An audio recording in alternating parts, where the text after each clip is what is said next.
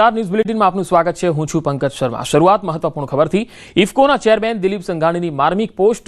દિલીપ સંઘાણીએ social media site X પર એવું લખ્યું છે કે દીકરીના નિહાપા લાગ્યા।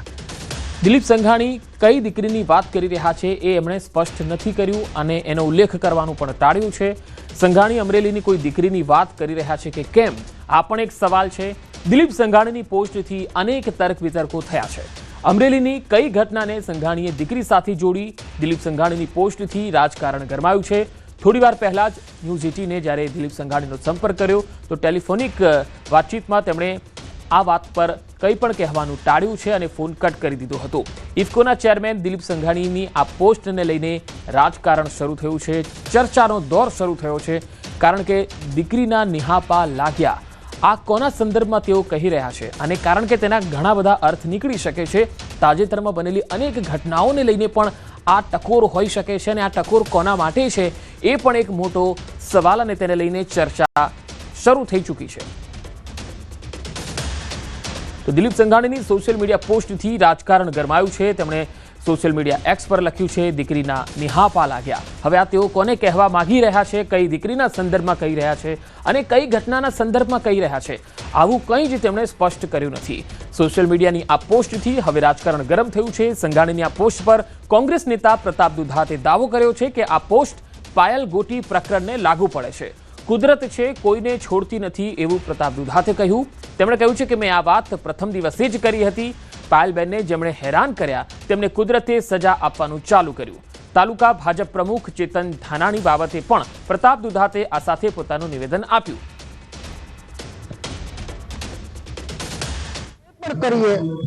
આખા દિવસમાં એકવાર કુદરતનો ડર રાખવો જોઈએ। કોઈ પણ સત્તા આવે, સંપત્તિ આવે, ગમે તેટલો પાવર આવે, કુદરતનો ડર ના રાખીએ તો આપણે ભગવાનમાં માનીએ નકામું છે। માટે પાયલબેનના જેટલા લોકો અત્યાચાર કર્યો અને સબક કુદરતે શીખવાડવાનું ચાલુ કર્યું છે। ખેડૂતોને ન્યાય નહીં મળે, ખેડૂતોને એનો હક નહીં મળે તો ખેતીની સાથે જોડાયેલા જે પણ અધિકારીઓ હશે કે મિનિસ્ટરો હશે કે જે પણ સરકારને લાગુ પડતા લોકો હશે, મારા શબ્દો તમારે લખવાના લખી લેજો। ભૂતકાળના ઇતિહાસમાં ખેડૂત સાથે કરેલા અન્યાયમાં કુદરતે એને પનિશમેન્ટ આપી છે। કુદરતનો ડર રાખી અને ખેડૂતને ન્યાય કરે એવી વિનંતી। એએમસી વિપક્ષ નેતા શહેજાદ ખાન પઠાણને ધમકી મળી છે। દાણીલીમડાના રફીક શેખ દ્વારા આ ધમકી આપવામાં આવી। રફીક શેખે 2 કરોડ રૂપિયાની ખંડણીની માંગણી કરી। ઈસનપુર પોલીસ સ્ટેશનમાં શહેજાદ ખાન પઠાણે ફરિયાદ નોંધાવી છે। રફીક શેખ દ્વારા વિડીયો બનાવીને ધમકી આપી હોવાનો ઉલ્લેખ છે। શહેજાદ ખાન પઠાણના મિત્ર ઇમરાન મકરાણી મારફતે આ ખંડણી માંગી। 2 કરોડ રૂપિયા અને 3 BHK ફ્લેટની માંગણી કરી। ખંડણી નહીં મળે તો 100 કરોડનું નુકસાન થવાની આપી ધમકી। ચંડોળા તળાવમાં રફીક શેખ સામે ગેરકાયદેસર વીજ ચોરીનો ગુનો પણ દાખલ થઈ ચૂક્યો છે। ચંડોળા તળાવમાં ગેરકાયદે ઝૂંપડા બનાવ્યા હોવાનો પણ ઉલ્લેખ છે। અગાઉ પણ ધમકીઓ આપવામાં આવી હોવાના વિડીયો સામે આવી ચૂક્યા છે।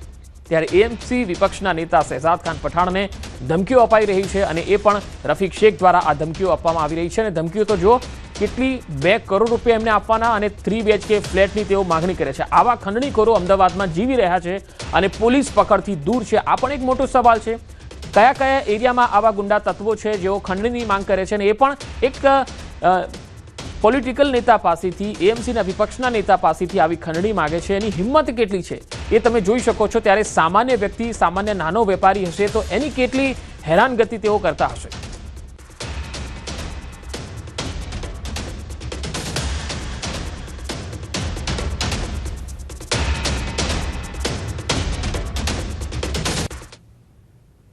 बोले भाई एक 3 BHK का मकान चाहिए और पैसे बोलता है 2 करोड़ रुपए। मैंने 2 करोड़ तो कोई देता होगा ना वो नहीं होवे। मेरी बात सुनो, वो 3 BHK मकान जहाँ मांगता है ना, 2 करोड़ का मकान है।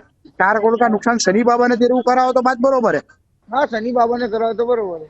बरोबर। आप लोग शू कॉर्पोरेशन में मकान दिला देंगे और ₹1,00,000 रोकड़े दे देंगे। 1 मानता लाख रोकड़े 2 कॉर्पोरेशन में मकान। हाँ, बस 2 मकान कॉर्पोरेशन में दिला देंगे। વધુ માહિતી મેળવી સંવાદદાતા પ્રણવ પટેલ મારી સાથે જોડાયા છે। પ્રણવ, આજે ઓડિયો સંવાદ પણ દેખાઈ રહ્યો છે। આ અંગે હવે શહેજાદ ખાન પઠાણ શું કહી રહ્યા છે? આ ખંડણી મામલે હવે પોલીસ શું તપાસ કરશે અને આ ખંડણીખોર કોણ છે?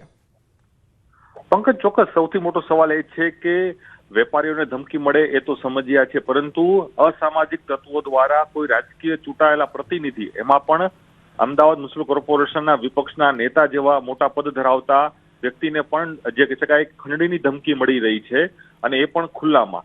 ઓડિયો ક્લિપ પણ બહાર આવી છે અને વિડીયો પણ બહાર આવ્યો છે કે દાણીલીમડા વિસ્તારના રફીક શેખ ઉર્ફે વેપારી કરીને જે વ્યક્તિ ઓળખાય છે, જેઓ ત્યાં ચંડોળા તળાવ દરમિયાન અનેક ગેરકાયદેસર ઝૂંપડાઓ બનાવ્યા હતા, સાથે જ ગેરકાયદેસર પાણીના કનેક્શન આપવા હોય કે ગેરકાયદેસર વીજ પોલ આપવાની ઘટનાઓ છે, તેને લઈને જે રફીક શેખ છે તે અસામાજિક તત્વ તરીકે ત્યાં પ્રખ્યાત છે. તેને શહેજાદ ખાન પઠાણને તેના જે મિત્ર છે શહેજાદ ખાન પઠાણના ઇમરાન મકરાણીના મારફતે ધમકી આપી છે, અને ઓડિયોમાં પણ સ્પષ્ટપણે સંભળાઈ રહ્યું છે કે 2 કરોડની ખંડણી માંગવામાં આવી રહી છે, સાથે જ 3 BHK જે ફ્લેટ છે તે માંગવામાં આવી રહ્યો છે, અને સાથે એ પણ ધમકી આપવામાં આવી રહી છે કે જો આ વસ્તુ નહીં આપવામાં આવે તો આગામી સમયમાં શહેજાદ ખાનને 100 કરોડ રૂપિયાનું નુકસાન થશે, તે પ્રકારની પણ ધમકી આપવામાં આવી રહી છે. અગાઉ પણ રફીક શેખ દ્વારા શહેજાદ ખાન પઠાણનો એક વિડીયો છે તે બનાવવામાં આવ્યો હતો, અને તેમાં પણ તેઓ પોતાના હાથમાં તીક્ષ્ણ હથિયારના માધ્યમથી એ ધમકી આપી રહ્યો હતો કે આપના ઘરની બહાર જ ઉભો છું, અને એ પ્રકારની ખંડણી અને ધમકી એ સમયે પણ આપવામાં આવી હતી. ત્યારે શહેજાદ ખાન પઠાણ દ્વારા ઈસનપુર પોલીસ સ્ટેશનમાં આને લઈને ફરિયાદ છે નોંધવામાં આવી છે. પોલીસ આગળની શું કાર્યવાહી કરે છે તે જોવાનું રહે છે, પરંતુ ચોક્કસ ચંડોળા તળાવ એક સૌથી વિવાદાસ્પદ જગ્યા હતી, ત્યાં અનેક બાંગ્લાદેશીઓ રહી રહ્યા હતા. એ સમયે પણ સરકારે એક મોટી કાર્યવાહી કરી હતી અને 5 થી 10 જેટલા ઝૂંપડાઓ છે ત્યાંથી દૂર કરીને એ જગ્યા છે, જે લેન્ડ છે તે ક્લિયર કરી હતી. એ સમયે પણ કહેવામાં આવે છે કે તે મુદ્દાને ધ્યાને લઈને આ રફીક શેખ દ્વારા છે તે શહેજાદ ખાન પઠાણ છે, જે AMCના જે વિપક્ષના નેતા છે, તેઓને હાલ ખંડણી માંગીને મારવાની પણ ધમકી આપવામાં આવી છે, અને પૈસાની પણ લેવા માટેની ધમકી અહીં આપવામાં આવી છે. હવે જોવાનું રહે છે કે પોલીસ આગળની શું કાર્યવાહી કરી રહી છે. પ્રણવ, આ જે ખંડણીખોર છે તેની ક્રાઇમ કુંડળી કયા પ્રકારની રહી છે? જેમાં રફીક શેખની વાત છે, એની ક્રાઇમ કુંડળી કયા પ્રકારની રહી છે? ચોક્કસ રફીક શેખ અગાઉ પણ કહી શકાય કે ગુનામાં તે પોલીસ સમક્ષ હાજર થઈ ચૂક્યો છે. એક ગુનો તેના ઉપર નોંધાઈ ચૂક્યો છે. ચંડોળા તળાવની અંદર ગેરકાયદે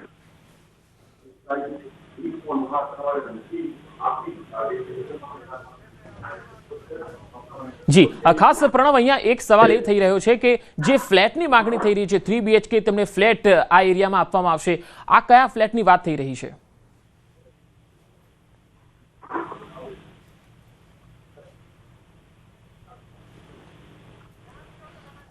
તો લાગે છે સંપર્ક કપાઈ ગયો છે. ફરી એકવાર આપણે જણાવી દઈએ કે ખંડણી ન મળે તો 100 કરોડનું નુકસાન થવાની ધમકી આ ખંડણીખોરે આપી છે, અને રફીક શેખ નામનો આ વ્યક્તિ છે જેણે AMC વિપક્ષ નેતા શહેજાદ ખાન પઠાણને ધમકી આપી છે, અને દાણીલીમડામાં તે રહે છે, અને આનો ત્રાસ જે છે એ આ વિસ્તારમાં ઘણા સમયથી છે.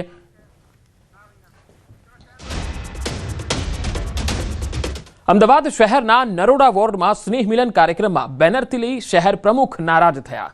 બેનરને જોઈને શહેર પ્રમુખ પ્રેરક શાહ નારાજ થઈ ગયા અને સ્ટેજ પર કોઈ પણ ભાષણ આપ્યા વિના માત્ર નવા વર્ષની શુભેચ્છા આપીને નીકળી ગયા. 2 વખત સૂચના બાદ પણ પ્રોટોકોલનો ભંગ થયો. શહેર ભાજપ કાર્યાલયે નૂતન વર્ષ સ્નેહ મિલનમાં બેનરમાં ફોટા અંગે સૂચના કરી છે. પ્રથમ હરોળમાં પ્રધાનમંત્રી મોદી, કેન્દ્રીય ગૃહમંત્રી અમિત શાહ અને રાષ્ટ્રીય અધ્યક્ષ JP નડ્ડાનો ફોટો મૂકવાનું સૂચન હતું. સાથે પ્રથમ હરોળમાં CM, પ્રદેશ પ્રમુખના ફોટાને પણ સ્થાન અંગે સૂચન હતું. છતાં પ્રથમ હરોળમાં સાંસદ હસમુખ પટેલ અને પ્રેરક શાહના ફોટો મૂકતા શહેર પ્રમુખ નારાજ થયા, અને આ નારાજગી ભાજપના કાર્યકર્તાઓમાં ચર્ચાનો વિષય બની છે.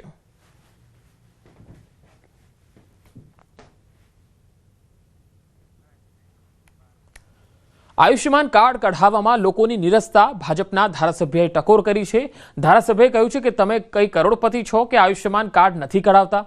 ગરીબ વસ્તીમાં વસતા લોકો કરતા સોસાયટીમાં રહેતા લોકોની આયુષ્યમાન કાર્ડમાં વધારે નિરસતા દેખાઈ રહી છે. વસ્તીમાં રહેતા લોકો આયુષ્યમાન કાર્ડ કઢાવી લે છે. સોસાયટીમાં રહેતા લોકો જરૂર પડે ત્યારે આયુષ્યમાન કાર્ડ કઢાવવા માટે દોડાદોડી કરે છે. MLA અમિત શાહે આ વાત કરી છે. હોસ્પિટલમાં દાખલ થાય ત્યારે મારી પાસે કાર્ડ કઢાવવા માટે આવતા હોય છે. ધારાસભ્યએ ટકોર કરતા કહ્યું કે તમે કઈ કરોડપતિ છો કે આયુષ્યમાન કાર્ડ નથી કઢાવી રહ્યા? સમય રહેતા કઢાવો. એલિસ બ્રિજ વિધાનસભાના સ્નેહમિલન કાર્યક્રમમાં MLA અમિત શાહે આયુષ્યમાન કાર્ડ યોજનાનું મહત્વ લોકોને સમજાવતા આ ટકોર કરી.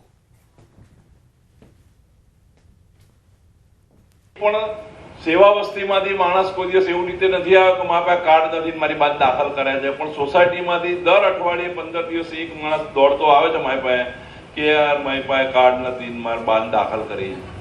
તો તું કરોડપતિ તો છું નહીં, ભાઈ કઢાઈ રાખ ને.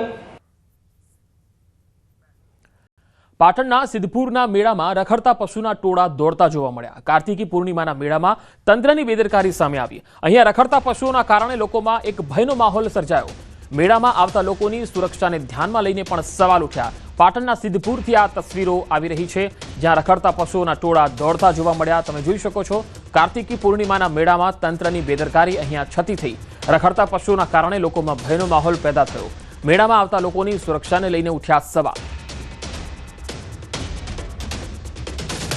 તો કાર્તિકી પૂર્ણિમાનો મેળો હતો. વધુ માહિતી મેળવીએ. પાટણથી સંવાદદાતા અશરફ જટ જોડાયા છે. અશરફ, રખડતા ઢોર આજે અંદર કેવી રીતે આવી ગયા? શું કોઈ વ્યવસ્થા નહોતી? સુરક્ષાનો કોઈ ઇંતજામ ન હતો?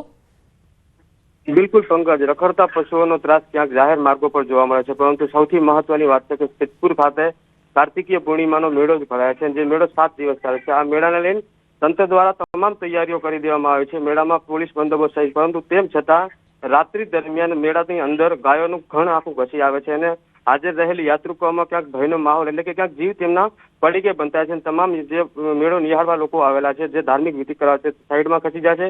પરંતુ સૌથી મહત્વની વાત છે કે મેળાનું સંચાલન કરતા, એટલે કે ક્યાંક નગરપાલિકાની ગંભીર બેદરકારી છે કે આટલી લોકોની ભીડ વચ્ચે જો અહીંયા ન માત્ર એક રખડતો પશુ, પરંતુ આખું ટોળું ધસી આવે છે અને મેળા અંદર ક્યાંક નાસભાગ મચી જાય તેવા દ્રશ્યો સર્જાય છે, પરંતુ અંદર આવતા કોઈ રોકતું નથી. એટલે ચોક્કસ કહીએ કે આ ગંભીર બેદરકારીને કારણે ક્યાંક કોઈ અનિચ્છનીય બનાવ બને તો આનો જવાબદાર કોણ, તેવા પણ સવાલો ઉભા થઈ રહ્યા છે. પંકજ. જી અશરફ, આભાર માહિતી આપવા માટે.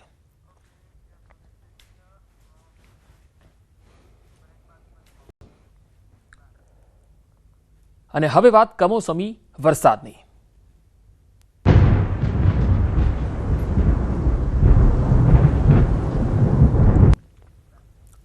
હજુ 24 કલાક વરસાદી માહોલ રહેવાનો છે.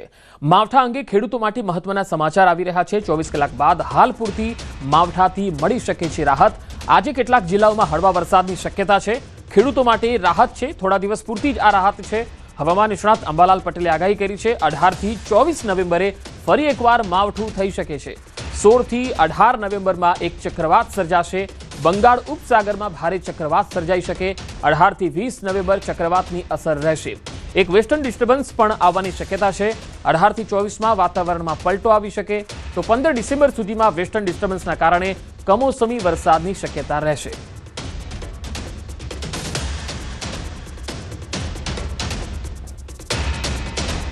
તો 24 કલાક બાદ વરસાદ જે છે, કમોસમી માવઠું છે, એ થોડો બ્રેક લેશે, પરંતુ ફરી એક વખત આ માવઠું ગુજરાતમાં જોવા મળશે. બંગાળ ઉપસાગરમાં ભારે ચક્રવાત સર્જાશે અને તેના કારણે 18 થી 20 નવેમ્બર ચક્રવાતની અસર જોવા મળશે. 24 કલાક બાદ 15 દિવસનો બ્રેક અને ફરી એક વખત ગુજરાતમાં વાતાવરણમાં પલટો જોવા મળશે.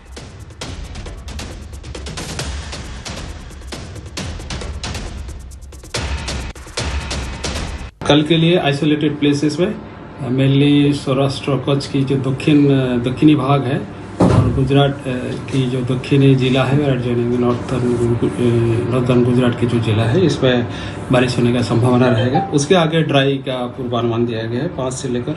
गुजरात स्टेट में अभी 94 mm बारिश हो गया है इस सीजन में. 1 अक्टूबर से लेकर अभी तक जो सामान्य स्थिति रहना चाहिए 21.4 mm, जो 339 पॉजिटिव डिपार्चर परसेंटेज डिपार्चर. 18 નવેમ્બરની આસપાસ 16 થી 18 નવેમ્બરમાં બંગાળ ઉપસાગરમાં એક ભારે ચક્રવાત સર્જાવાની શક્યતા રહે છે, જેના કારણે લગભગ 18 થી 20માં આ ચક્રવાતની અસર રહેશે અને તેનો ભેદ બંગાળ ઉપસાગરનો ભેદ અને અરબ સાગરનો ભેદ અને આ સમયમાં એક વેસ્ટર્ન ડિસ્ટર્બન્સ પણ આવવાની શક્યતા રહે છે, જેના ઇન્ટરેક્શનના કારણે ગુજરાતમાં ફરી વાતાવરણમાં 18 થી 24માં પલટો આવવાની શક્યતા છે. 18 થી 24માં વાદળવાયુ પણ આવવાની શક્યતા રહેશે. સામાન્ય રીતે હવાના હળવા દબાણ બંગાળ ઉપસાગરમાં ડિસેમ્બરની સુધીમાં રહેતા હોય છે. 15 ડિસેમ્બર સુધીમાં પણ વેસ્ટર્ન ડિસ્ટર્બન્સના કારણે કમોસમી વરસાદ થવાની શક્યતા રહેશે. ઉત્તર ગુજરાતના ભાગોમાં મહત્તમ તાપમાન લગભગ 30-31 અને ન્યૂનતમ તાપમાન 22-23 ડિગ્રી સેલ્સિયસ આસપાસ રહેવાની શક્યતા રહેશે. દક્ષિણ ગુજરાતમાં પણ ન્યૂનતમ તાપમાન ઘટશે, એટલે લઘુત્તમ તાપમાન ઘટતાં સવારે ઠંડા પવનો ફૂંકાવાની શક્યતા રહેતાં રવિ પાકો માટે હવામાન સાનુકૂળ રહેતું જણાશે. દક્ષિણ ગુજરાતના કેટલાક ભાગોમાં વરસાદના અહેવાલ આવી રહ્યા છે। નવસારી જિલ્લામાં ધુમ્મસ સાથે વરસાદી માહોલ જોવા મળ્યો। વહેલી સવારથી જ જિલ્લાના ગણદેવી, બિલીમોરા તેમજ ચીખલી તાલુકામાં કમોસમી વરસાદ થયો। સાથે જ ગાઢ ધુમ્મસનો કહેર પણ જોવા મળ્યો। કમોસમી વરસાદને કારણે હવે ખેડૂતો ચિંતામાં ગરકાવ થઈ ગયા છે।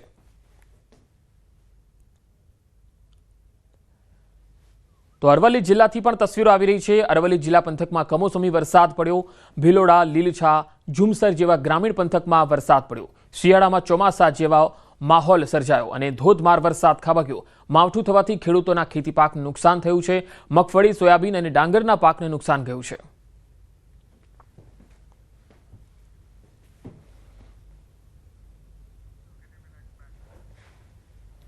પતિનો પત્ની પર હુમલો। સીસીટીવીમાં આ હુમલો કેદ થયો છે અને આ ઘટના અમદાવાદના ખોડિયાર નગરમાં બની છે। રાત્રિનો આ બનાવ છે। પતિ પત્નીને દબોચી હથિયારથી મારતો આ વિડીયોમાં જોઈ શકાય છે। મોં પર રૂમાલ બાંધી અને પત્નીને માર મારી રહ્યો છે। નિકોલ પોલીસે ફરિયાદ નોંધીને તપાસ શરૂ કરી છે। તસવીરોમાં તમે જોઈ શકો છો અમદાવાદનો આ બનાવ છે। પતિ પત્ની વચ્ચે ઘણા સમયથી કંકાસ હતો, ગૃહ કલેશ ચાલી રહ્યો હતો। પતિએ પત્ની પર હુમલો કરી દીધો। આખી ઘટના સીસીટીવીમાં કેદ થઈ ગઈ।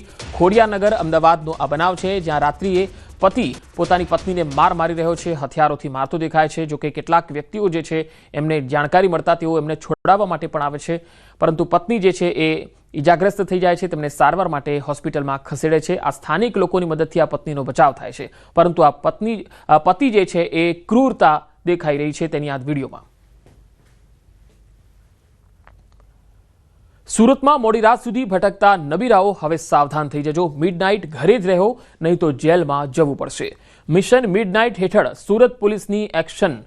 પાલ પોલીસની મોડી રાત્રે કાર્યવાહી, જ્યાં સ્મોકિંગ ઝોન, ગલ્લાઓ, ચાની મહેફિલ માણતા અને અડ્ડો જમાવીને બેસી રહેનારાઓ સામે પગલાં લેવાશે। સુરત પોલીસે સઘન પેટ્રોલિંગ હાથ ધર્યું છે। અડ્ડો જમાવીને બેસતા નબીરાઓને હટાવવામાં આવ્યા। જાહેર સુરક્ષાની દ્રષ્ટિએ ચેકિંગ હાથ ધરવામાં આવ્યું હતું, કારણ કે ઘણી વખત મોડી રાત સુધી કેટલાક નબીરાઓ ભટકતા રહેતા હોય છે, ઘરે જતા નથી અને બહાર જ રહીને તકલીફો પણ સર્જે છે। જાહેર રસ્તાઓ પર પણ તકલીફો સર્જતા હોય છે। એટલે મિશન મિડનાઇટ હેઠળ સુરત પોલીસે આ ચેકિંગ હાથ ધર્યું છે અને હવે રોજિંદા લેવલ પર દરરોજ રાત્રે આ રીતે ચેકિંગ હાથ ધરાશે અને જે નબીરાઓ બેફામ રાત્રે સુધી મહેફિલો માણતા હોય છે આ તમામને અહીંયા ઘર ભેગા કરવામાં આવશે, નહીં તો જેલમાં જવું પડશે। તો બે અલગ અલગ તસવીરો તમે જોઈ શકો છો।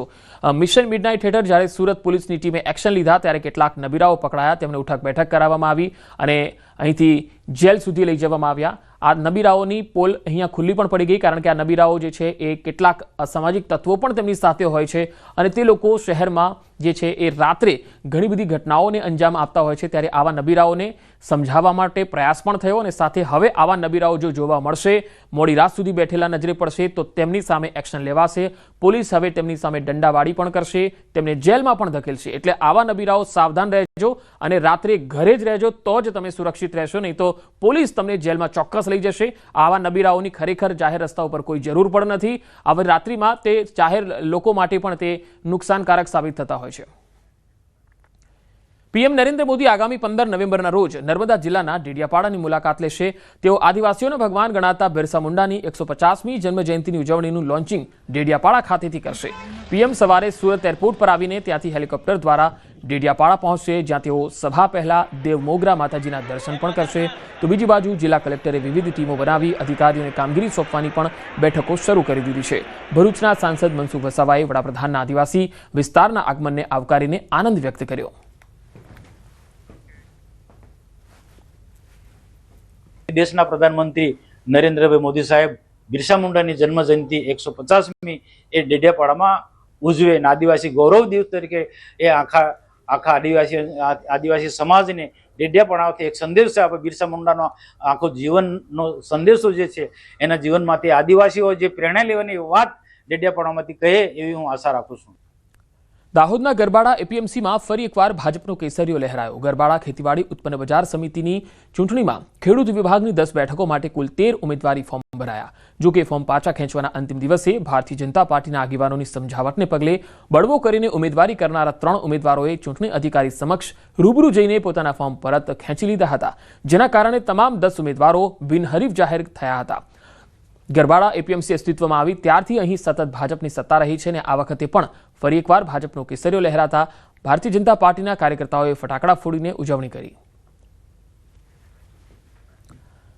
આજથી રાજ્યમાં મતદાર યાદી સુધારણાનો પ્રારંભ થયો છે। અમદાવાદ જિલ્લામાં પણ એસઆઈઆરની શરૂઆત કરવામાં આવી છે। આ પ્રક્રિયા હેઠળ બૂથ લેવલ ઓફિસર્સ દ્વારા 2002 અને 2025ની મતદાર યાદીનું મેપિંગ શરૂ કરાયું છે, જેમાં જૂની અને નવી યાદીના ક્રમાંકને મેચ કરવામાં આવશે। મેપિંગનું કામ પૂરું થયા બાદ બીએલઓ 1 મહિના સુધી ઘરે ઘરે જઈને ફોર્મ આપશે અને ભરેલા ફોર્મ પરત લેશે। આ કામગીરીનો મુખ્ય હેતુ મતદાર યાદીમાંથી ખોટા નામ કે ડબલ નામને દૂર કરવાનો છે।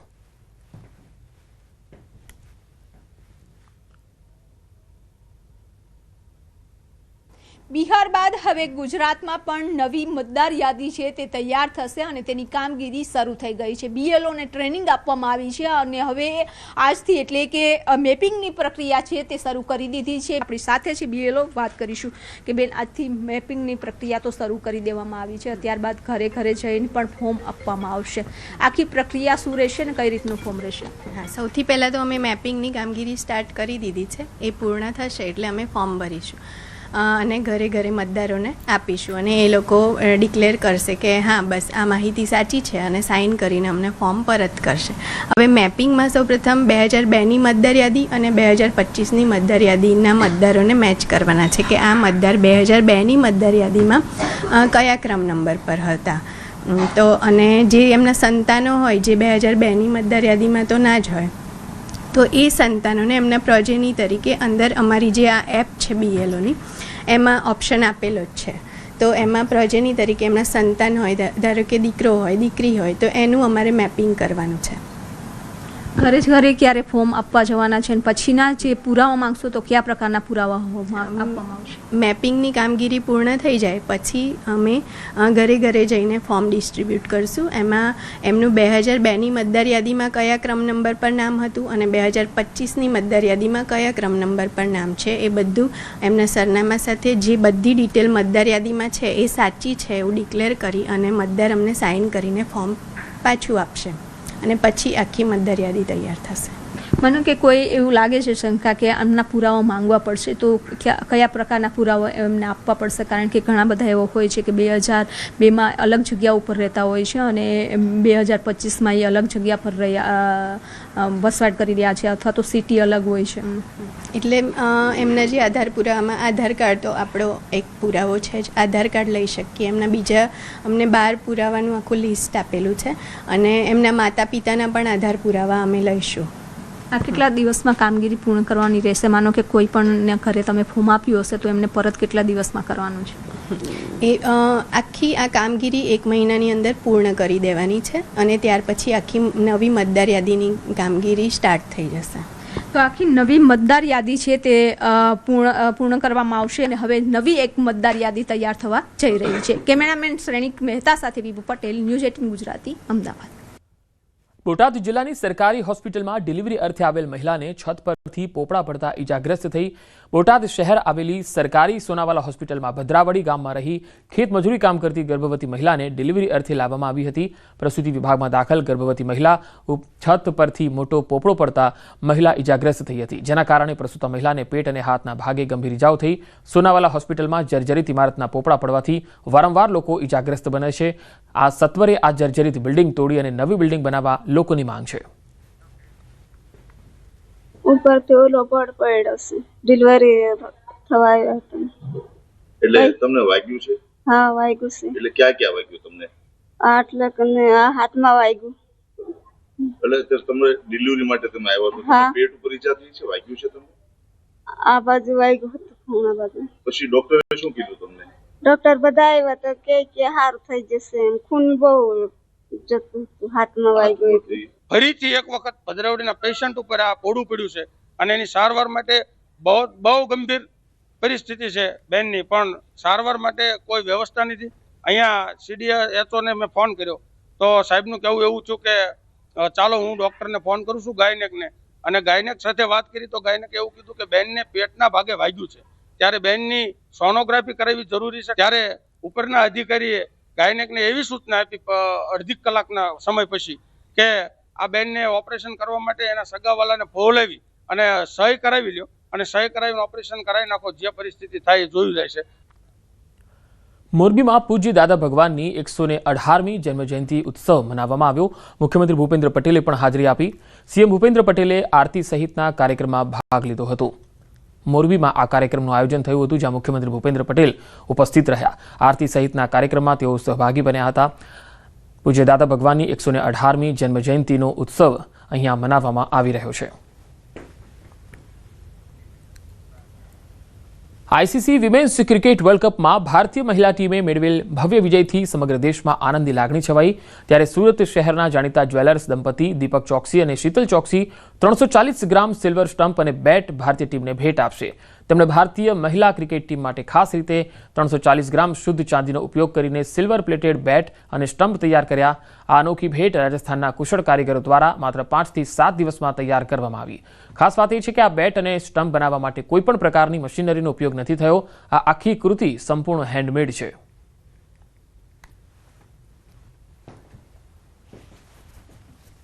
और साथ साथ में जो हिसाब से जो स्पिरिट से वो लोग खेल रहे थे, तो हमने सोच के ये कुछ उनको गिफ्ट करने के लिए, उनको जो हिसाब से उन्होंने प्ले किया हुआ था उनको और एनकरेज करने के लिए हमने ये बैट और स्टैम्प बनाए हुए हैं. हमने बैट और स्टैम्प जब उसकी सेमीफाइनल चल रही थी तभी बनाना स्टार्ट कर दिया था और बहुत जल्दी से 7 दिन में हमने ये 5-7 दिन में ये बना के आज हम तैयार हो गया है. महिला टीम वर्ल्ड कप जीत के लाई है, बहुत गर्व की बात है भारत के लिए. इंटरनेशनल लेवल पे प्रूफ हो गया है कि हम भारतीय नारी कुछ भी कर सकती. तो मिड डे रिपोर्ट में અત્યારે આટલું જ. नमस्कार. और साथ साथ में जो हिसाब से जो स्पिरिट से वो लोग खेल रहे थे, तो हमने